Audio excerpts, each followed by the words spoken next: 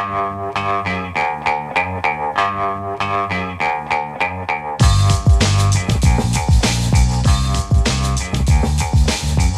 the Brian Lehrer Show. I'm David First, in for Brian today. Thanks for being with us. Good morning. Right now, we're going to dive into the results of an investigation from the WNYC and Gothamist newsroom with consequential results for New Yorkers who have lost their homes due to foreclosure. WNYC and Gothamist housing reporter David Brand and NY Focus Albany bureau chief Chris Bragg investigated claims of systemic fraud and theft in New York's foreclosure auctions committed by big banks and 14 law firms representing them in court. In the process, they found that these firms used a disputed method to tabulate interest on properties that may be in violation of state law. This calculation process benefited mortgage investors but deprived New Yorkers of millions of dollars in additional money at foreclosure auctions.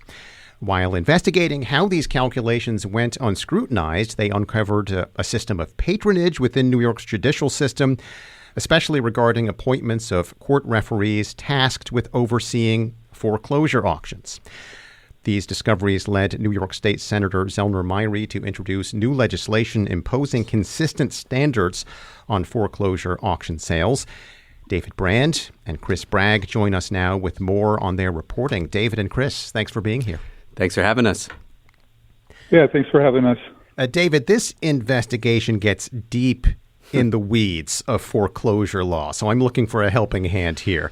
To help us understand, can you start with the woman whose case prompted this investigation? Introduce us to Barbara Small and tell us how she lost her home in Flatbush. Sure. So Barbara Small is a retired Postal Service worker. About 20 years ago, she and her father bought a 3-family home in Flatbush.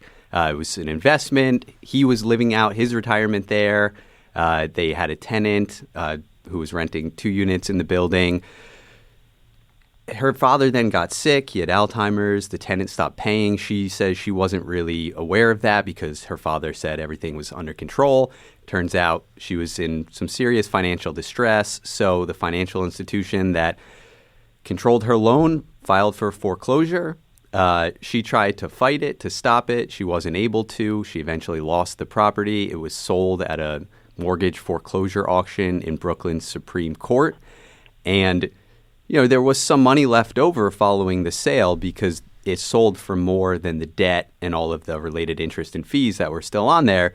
But the allegations here are that there's should have been more money left over for her, tens of thousands of dollars more. And so she has an attorney who filed a lawsuit against the various financial institutions involved in the transaction and trying to get that money back. And we wanted to find out just how often that might be happening. Well, David, you spent some time on site at these foreclosure auctions. What is it like? What can you tell us about the court process? Yeah, it's a weird real estate world that few people really see. And it's taking place every single day in one of the Supreme Court houses in New York City, one of the 5, and then all across the state as well.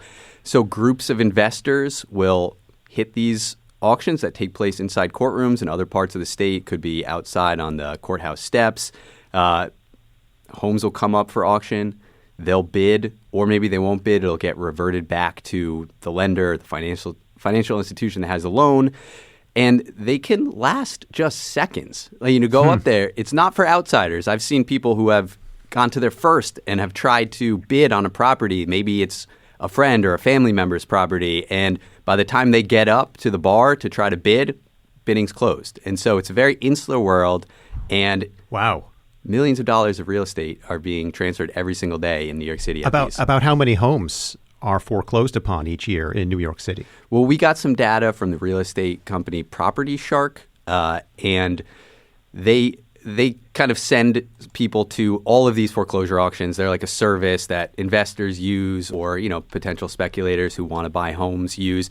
And they sent me back data showing that there was more than 600 1- and 2-family homes sold at foreclosure auction in New York City alone last year.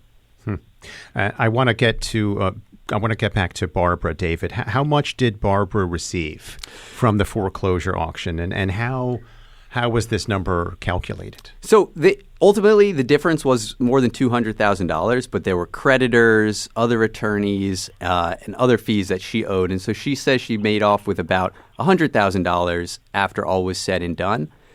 But because of the problem that we were looking at here, it could have been about $24,000 more than she got. Now, according to your reporting, court records showed that the bank that issued the foreclosure, that they used the judgment amount to calculate the interest Barbara owed.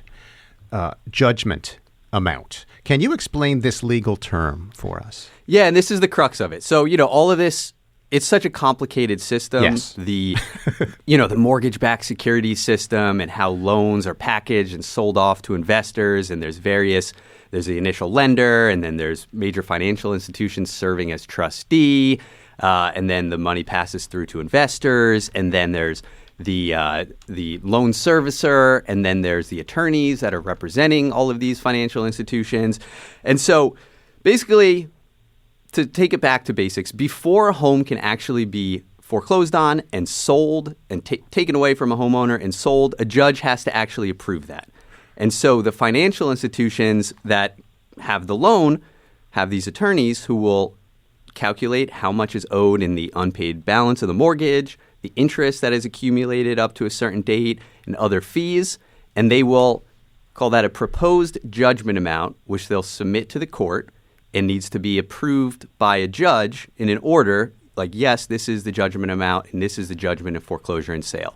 But from the time of filing that motion to a judge actually signing off on the motion can take months or in some cases years. And so I was looking back in Barbara Small's case, it was about 18 months. And so during those 18 months, interest is still accumulating. And that issue here is what amount of money should that interest be accumulating on? And so what we found the attorneys working on behalf of these financial institutions are doing is calculating interest during that period before a judge actually makes an order on the proposed judgment amount. And that what's kind of the crux of some lawsuits that an attorney has filed on behalf of former homeowners is that they should be calculating interest on just the unpaid principal because the judge hasn't actually issued an order yet. And because of state law that says you can't charge compound interest on residential loans and explicitly 1- and 2-family residential loans. And so those are two very different numbers. The judgment amount is much higher than the unpaid principal alone. And so the result are these large discrepancies between how much people are getting charged and how much they would be charged if the institution had used a different calculation method. And David, I feel like I need an attorney with me just listening to you. Yeah, I know. I mean, this is some complicated stuff. Trying to break it down. I hope that made sense. But basically, the result is interest is being calculated on a higher number in many cases, and we found, Chris really led the charge on this, more than 7,000 cases we identified. And then other times, often in the same courthouse, in New York, maybe in Brooklyn Supreme Courthouse, two mortgage foreclosure cases, two different ways of calculating the interest that homeowners owe. And so what it comes down to is how much they end up owing could depend on the financial institution and the attorneys and fortune, basically. Bad fortune or good fortune. And Chris, I want to hear more from you on this. So why have Barbara's lawyers asserted that this method of calculating interest is illegal? Well, okay, so there's something in state law basically saying that you're not allowed to charge what's called compound interest on interest on a loan given to a 1- or 2-family home. So I think that's the main law that's being cited. And then there's also a document that was issued by the Office of Court Administration, which oversees the state court system. That document says that you are supposed to calculate interest based on the principal balance, which is the lender-friendly kind of method. So there's definitely some evidence that principal balance should be used, but obviously, as we found over and over again, it's not being used. We are speaking with WNYC and Gothamist housing reporter David Brand and Chris Bragg, the Albany bureau chief at the news site New York Focus. We're talking about their investigation into how interest rates are calculated during foreclosure proceedings and how that may have deprive people who were already losing their homes of thousands of extra dollars. And we have a caller right now who wants to join this discussion, Adam in Manhattan. Welcome to the Brian Lehrer Show. Good morning, gentlemen. I have been attending these foreclosure sales just about every day for the past 22 years. I've won over 1,000 of these auctions, intimately involved in every aspect of the process.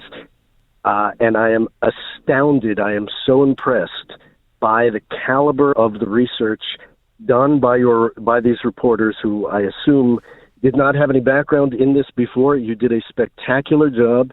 And you hit on a real pernicious problem, and you explained it beautifully, and you were on point and correct. However, what you uncovered is actually only the tip of the iceberg. In addition to judicial foreclosure, which is what your piece focused on, which means foreclosure actions that, as you noted before, have to go through the court and receive the imprimatur of the judge before they are sold, there is a parallel procedure in New York State which is applicable only for cooperative apartments, co-ops, which is called non-judicial foreclosure. And in those types of sales, there is no oversight whatsoever. There is no judge, there is no referee, there is no court process at all. In order to sell the property, all the lender has to do or the creditor has to do is send literally 2 notices to the debtor, say, you're in default, and then immediately they can go to the courthouse steps and sell the property. There's no oversight at all.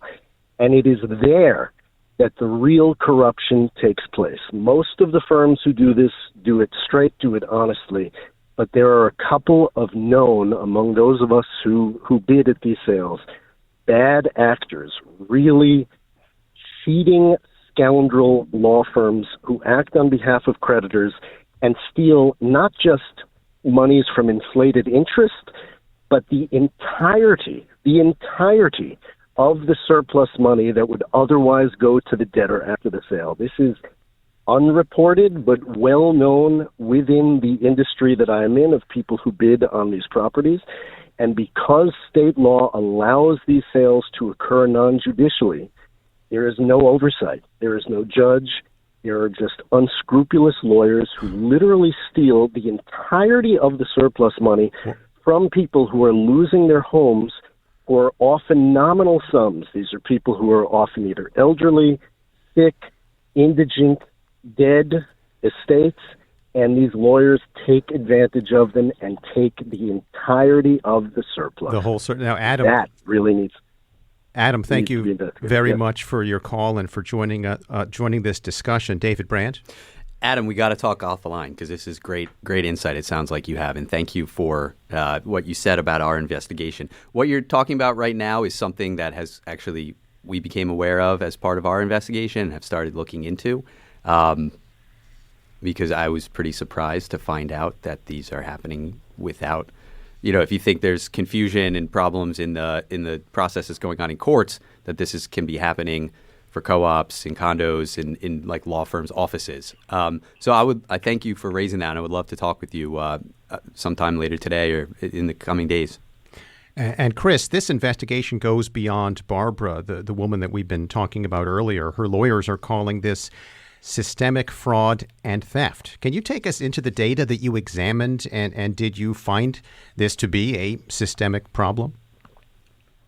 Right. So from Barbara's lawyer, we knew maybe about, 15 or 20 examples of this issue, and we really wanted to determine how widespread it was. So we hired a data scraping expert who is an expert in writing code, knows how to do things vastly beyond my capabilities, certainly as a journalist and most journalists, and it produced some pretty incredible results. This person came up with over 10,000 reports of sale from foreclosure auctions. We eventually honed in on about 7,400 of those, involving 14 law firms that routinely represent a large number of foreclosure cases, and we found ultimately that they used judgment amount to calculate interest over 95% of the time. So it was some pretty astonishing results. And then, we had to go through each of the 7,400 cases one by one to fact check each one, which was a ton of work. And Even so, that 7,400 number might be just the tip of the iceberg because there's all these paper court records in the system that we had no way of data scraping. So there could be an even bigger number than what we're talking about. Yeah, and I want to just shout out our colleague Neve McAuliffe, who helped us and did a lot of that data analysis work. And without that work, going one by one through all of these reports, we wouldn't have the numbers that we have here. This is hard data. I want to play a clip of Senator Zellner Myrie. As a result of your investigation, State Senator Zellner Myrie has introduced legislation to impose consistent standards on foreclosure auction sales. First of all, Chris, what would this legislation do? Yeah, it would basically standardize the process. So, currently, as David mentioned, there's two conflicting methods that go on within the court system, and which one is used is basically random depending on which law firm happens to be representing the lender. And so the person who was foreclosed upon gets more or less money based on essentially arbitrary random factors. So what Myrie's bill would do is make it so there's a consistent form that all referees have to use to calculate interest. And it would also clarify that principal balance and not judgment amount should be used as the basis for that calculation. And David Brand, you spoke with Senator Myrie yesterday. Let's listen to a bit of that conversation. The unfortunate reality is that the opportunity of ownership, the opportunity to put down roots is something that many Black and brown New Yorkers have aspired to, have acquired. Many immigrant New Yorkers have aspired to, have acquired. And they were the first in line to be targeted by predatory lending once they saw the opportunity. And like the neighborhood that I grew up in and that I have the honor of representing now, times changed. The land became more valuable. There were more real estate opportunities. And instead of doing that in conjunction with the community, what we saw in the foreclosure context, and as your story pointed out, in many instances illegally, it was a targeting of those homeowners to get them out and make money off of their pain. And this is something that we really have a duty to address. Well, David, Senator Myrie is connecting the dots between this investigation and some of the biggest housing issues, not just in New York, but across the country. As a housing reporter, you're very familiar with a lot of these issues that he's raising. How do you understand where your investigation fits into the broader picture of New York City's housing crisis today? Well, what Myrie's talking about there a lot is kind of looking back at the subprime mortgage lending crisis of 2008, where thousands of people were losing their homes to foreclosure, and a lot of them had mortgages they couldn't afford at, he said, predatory lending at very high interest rates that they couldn't handle, or floating interest rates that they couldn't keep up with. And most of, or I guess the preponderance of homes that were lost to foreclosure were owned by people of color, especially Black homeowners in Southeast Queens, Central Brooklyn. You look now, almost 20 years into the future, the areas of the city that are seeing the most foreclosures, again, are those very same neighborhoods, Southeast Queens, Central Brooklyn, parts of the Bronx. And in fact, the Center for New York City Neighborhoods, it's a network of nonprofit homeowner advocacy groups and attorneys, just came out with a report that we reported on last week that new foreclosure filings have almost doubled in the first 6 months of this year compared to the last 6 months of 2024. So not only are we seeing foreclosure filings and homes lost to foreclosure in those same parts of the city where the mortgage crisis hit the hardest, we are now seeing even more foreclosure filings, which is an indication that something's wrong here. A lot of people can't afford their mortgages. I want to finish with a short clip of Barbara okay. Smalls, who we've been talking about. You and Barbara visited the location where her house was. What sits there now? Well, I mentioned it was a 3-story pre-war brick home previously. It is now a 7-story, 18-unit apartment building. Kind of sticks out like a sore thumb on this block of brick homes, but it's worth so much more than it was 20 years ago. And definitely so much more than it sold for at auction and what she received from that sale. Well, here's a clip of Barbara Smalls from that moment when you visited the location. It was supposed to be my legacy. My dad tried to help me create a legacy for myself and my kids. And, now I have nothing really to give them, to pass on. David and Chris, hearing this clip of Barbara, how do you think about the impact of what you both uncovered in your investigation? You want to take that one, Chris? Yeah, I mean, these are real people that lost, roughly between, in some cases hundreds of dollars. In some cases, we found, I think the highest was $115,000. So there's, people that would have gotten more money. There are people potentially that also might have paid higher income taxes because of this issue. And so, these are people already facing a very serious financial crisis in losing a home. And it's kind of a double whammy if, in fact, they were, cheated out of even more money on top of what they're already dealing with. Right, and I think Chris makes a great point. I mean, what we've talked about here, it's kind of arcane, a lot of math. You even said I need an attorney to understand. And yeah, that's definitely the case here. But I think the top line here, the thing that we have to take away from all of this is that maybe this is illegal, maybe it's not. That's not for us to say. But the fact is there's two different calculation methods going on across New York right now. Sometimes it can benefit the homeowner, but more often, many more times often, we found it's benefiting the investors in the mortgage, the financial institutions that control that mortgage. And so not only are people losing their homes, they may also be losing out on tens of thousands of dollars in addition to that. We're going to have to leave it there for now. I'm sure there's going to be much more to come from you on these topics. WNYC and Gothamist's housing reporter David Brand and Chris Bragg, Albany Bureau Chief for NY Focus. Thank you both for joining us. Thanks a lot. Thank you.